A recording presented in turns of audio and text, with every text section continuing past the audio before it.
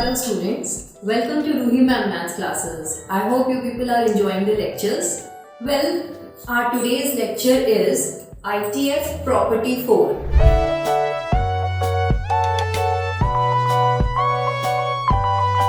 Now this property, many students find this property very hard, but आज हम इसको इतने अच्छे तरीके से पढ़ेंगे कि आपको ये प्रॉपर्टी बहुत इजी लगने लगेगी, राइट?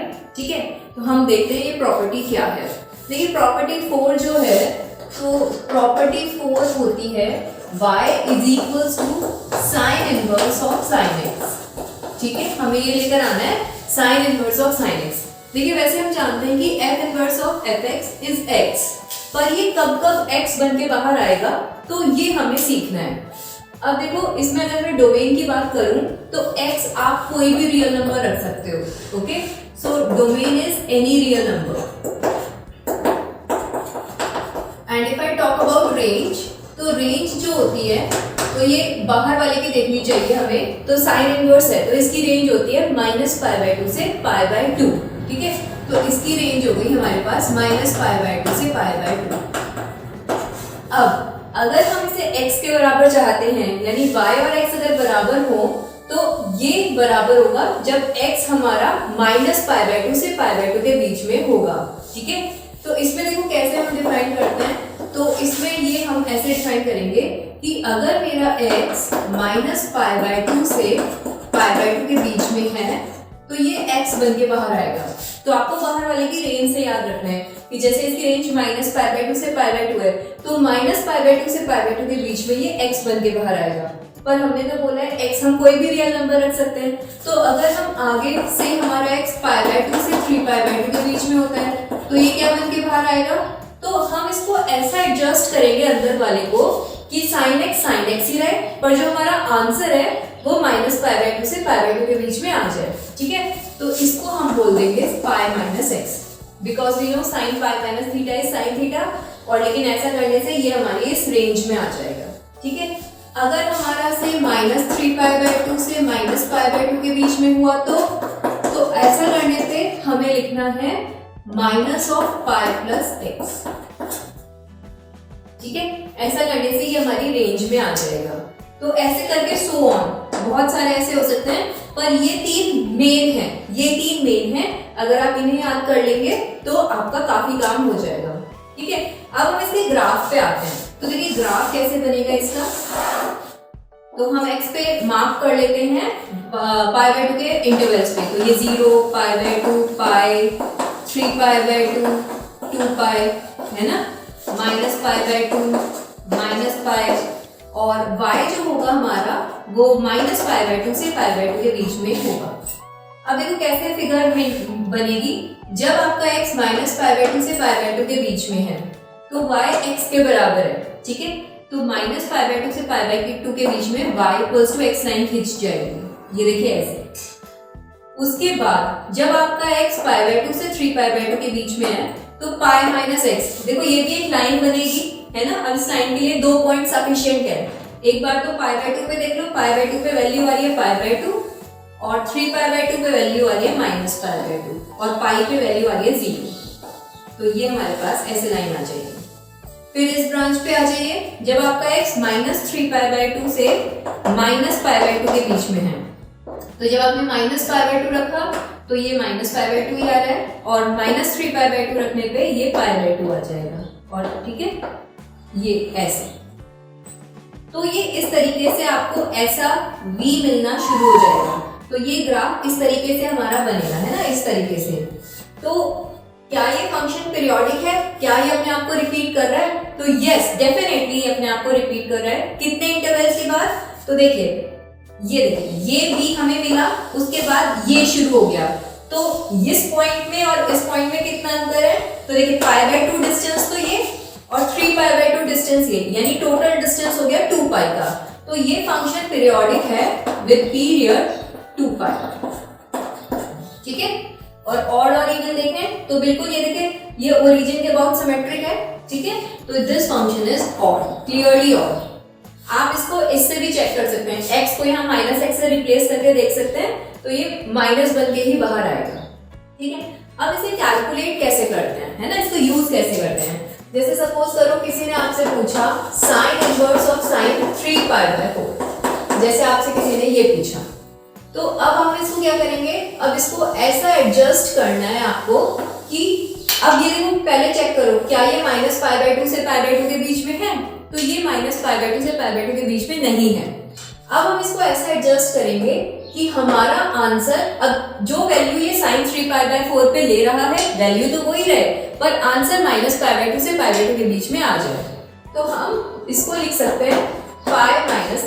ये एक्चुअली इस ब्रांच में लाई कर रहा है, ठीक है, तो हम इसको लिखेंगे sin of π - 3π/4। Now sin π - 3π/4 will be sin π/4, तो ये हो जाएगा हमारे पास sin इनवर्स sin ऑफ π/4। अब देखिए ये -π/2 से π/2 के बीच में आ गया, तो हमारा आंसर π/4 बन के बाहर आ जाएगा। ठीक है, आगे समझेंगे। ऐसे ही सपोज करो किसी ने आपसे पूछा sin इनवर्स ऑफ sin 6 से, किसी ने आपसे ये पूछा, तो sin इनवर्स ऑफ sin 6 में क्या होगा, अब देखो हमारा आंसर -π/2 से π/2, यानी अगर मैं कन्वर्ट करूं तो -1.57, क्योंकि पाई की वैल्यू होगी 3.14 और उसका हाफ करोगे तो -1.57 से 1.57 के बीच में आपका आंसर अगर है तो एज इट इज बाहर आएगा, नहीं तो आपको उसको चेंज करना पड़ेगा। अब देखिए जैसे इसको देखा मैंने, तो अब ये तो इस लिमिट में लाई नहीं कर रहा है ना, तो 6 को से हमने लिखा π - 6। अब π - 6 लिखे, पर इसको देखिए क्या ये इस रेंज में फॉल कर रहा है, तो पाई की वैल्यू होती है 3.14, तो 6 में से आप सबट्रैक्ट कीजिए 3.14, तो यू विल गेट एक्चुअली 2.86, है ना, जो कि इस रेंज में फॉल नहीं कर रहा है, तो ऐसे तो नहीं होगा। अब 2π करके देखिए, 2π - 6 बिल्कुल हमारे रेंज में आ जाएगा, क्योंकि 2π होगा 6.28, तो 6.28 में से जब 6 आप सबट्रैक्ट करोगे तो यू विल गेट 0.28, जो कि डेफिनेटली इस रेंज में लाई कर रहा है। पर sin of 2π - θ will be -sin θ, है ना। अब हमें तो sin of 2π - θ will be -sin θ। अब हमें आंसर सेम चाहिए, तो इसको आप उल्टा कर दीजिए, यानी क्या कर दीजिए 6 - 2π। तो ऐसा करने से सेम आंसर भी आ रहा है और ये जो है इसी ब्रांच में लाई कर जाएगा। ठीक है, तो this is how we do. अब देखिए थोड़ा सा cos इनवर्स, तो ये था sin इनवर्स sin x। अब हम सेकंड पढ़ लेते हैं cos इनवर्स cos x। अब देखिए next is cos inverse cos x। अब cos इनवर्स cos x में भी अगर मैं डोमेन की बात करूं तो domain is all real numbers and range क्या होती है cos इनवर्स की? cos इनवर्स की रेंज होती है 0 से π, ठीक है, तो रेंज इज 0 से π।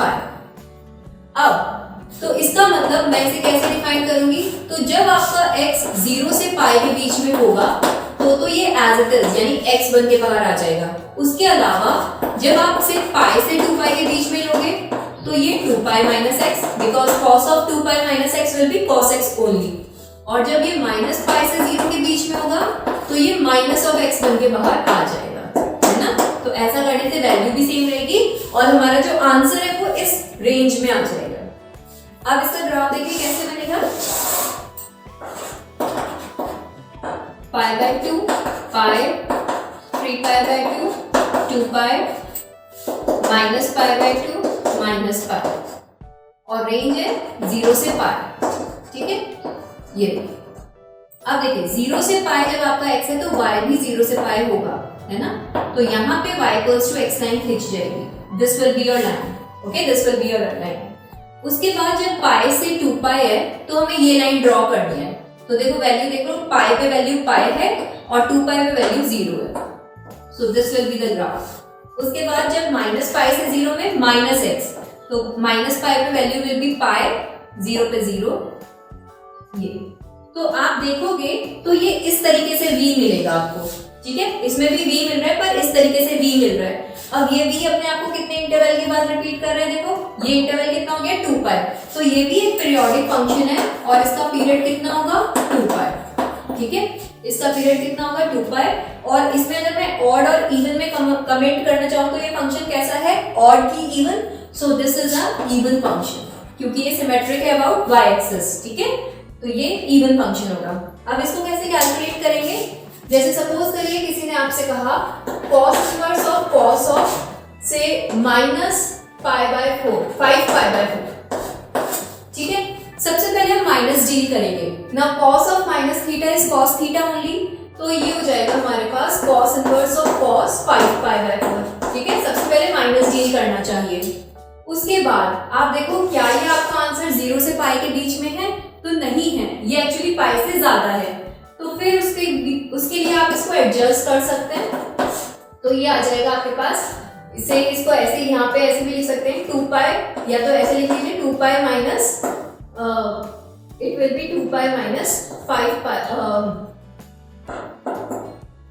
2π माइनस 3π/4, ठीक है। ये कितना हो जाएगा 2π माइनस 3π/4 तो 2π माइनस 3π/4। अब ऐसा करने से तो ये हमारे पास now cos 2π minus theta is cos theta only, तो ये आ जाएगा cos इनवर्स ऑफ cos 3π/4। अब ये हमारा आंसर 0 से पाई के बीच में, तो हमारा आंसर 3π/4 बन के बाहर आ जाएगा, ठीक है। अब जैसे किसी ने आपसे कहा ये कैलकुलेट करने को cos इनवर्स ऑफ cos 10, ठीक। अब 0 से पाई मतलब 0 से 3.1, आपका आंसर इसके बीच में होना चाहिए। अब देखो इसको एडजस्ट करके देखो, 10 तो इस लिमिट में नहीं है, 2π माइनस 10 देख लीजिए एक बार, तो 2π विल बी 6.28, तो 10 में से जब आप 6.28 सब्ट्रैक्ट करेंगे so you will have actually 3.72, जो कि इस रेंज में नहीं आ रहा है, तो यानी 2π माइनस थीटा करने से भी रेंज में नहीं आएगा।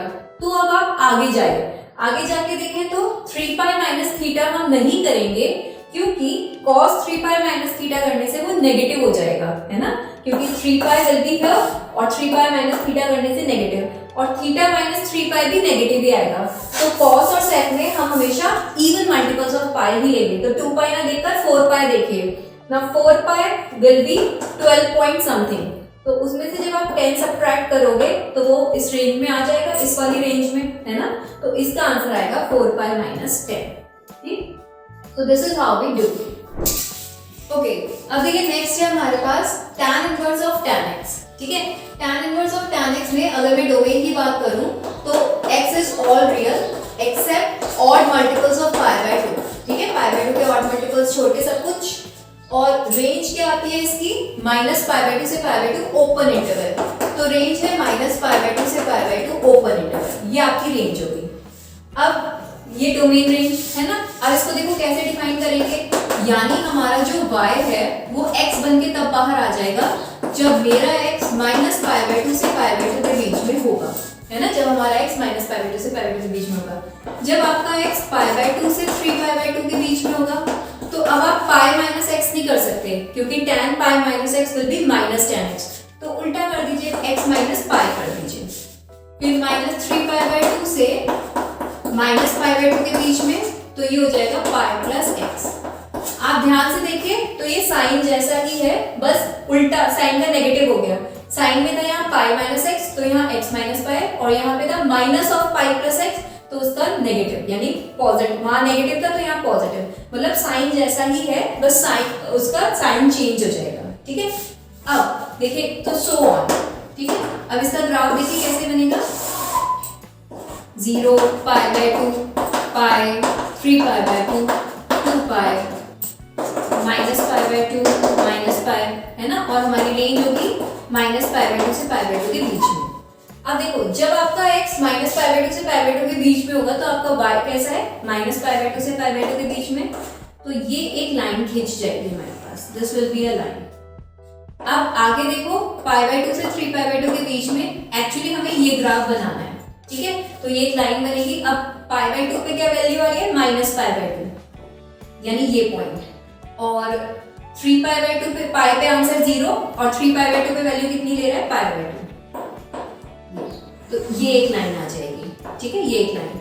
तो इस तरीके से यहाँ पे भी ऐसे ही होगा, -3π/2 पे वैल्यू कितनी आ रही है, तो -3π/2 पे वी आर गेटिंग -π/2, और -π/2 पे वैल्यू इज π/2, इस तरीके से। तो ये इस तरीके से हमारी ये, सो दिस विल बी, इस तरीके से लाइंस बनती जाएंगी। तो ये फंक्शन भी पीरियोडिक है।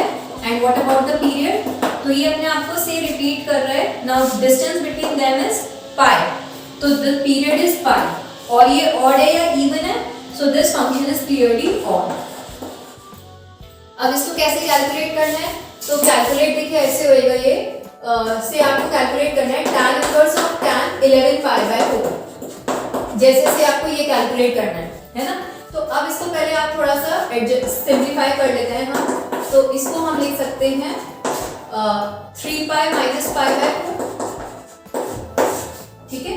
Now tan 3 pi minus theta, 3 pi will be here, 3 pi minus theta will lead to second quadrant, so tan is negative, so I have tan minus tan pi by 4. Now deal with minus here, तो tan inverse of minus, तो minus आगे आ जाएगा, ये हो जाएगा tan inverse of tan pi by 4, और tan inverse of tan pi by 4 क्या होगा, क्योंकि ये माइनस pi by 2 से pi by 2 के बीच में, तो as it is बाहर आ जाएगा, so your answer will be minus of pi by 4, ठीक है, ऐसे। So this is how we calculate. Now in case of cosec inverse cosec x, we follow same as sin inverse of sin x. In case of sec inverse sec x, we follow same as cos inverse of cos x. And in case of cot inverse cot x, we follow same as tan inverse tan x. Okay, now and we'll keep the domain and range in mind. Okay. Now, अब इसका reverse of this property means, suppose if someone asks you about sin of sin inverse x, है ना, इसका उल्टा पूछ ले, यानी if someone asks you sin of sin inverse x, now domain of this function is -1 to 1 and range is also -1 to 1, so domain is -1 to 1, that is mod x less than equals to 1, and range is also same, mod y will be less than equals to 1. तो अगर मैं graph बनाऊं इसका, तो देखिए graph कुछ ऐसा बनेगा, -1 पे वैल्यू -1 और 1 पे value 1, so this will be the graph, बस इतना, दिस पोर्शन, ठीक है।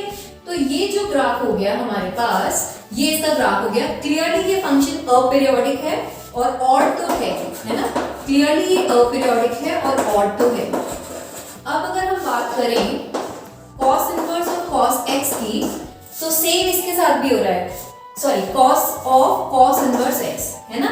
तो डोमेन -1 से 1 के बीच में है और रेंज भी क्या है, -1 से 1 के बीच में, तो इसका भी ग्राफ ये बनेगा, इसका भी ग्राफ ये बनेगा। तो क्या ये फंक्शन और ये फंक्शन आइडेंटिकल है? यस।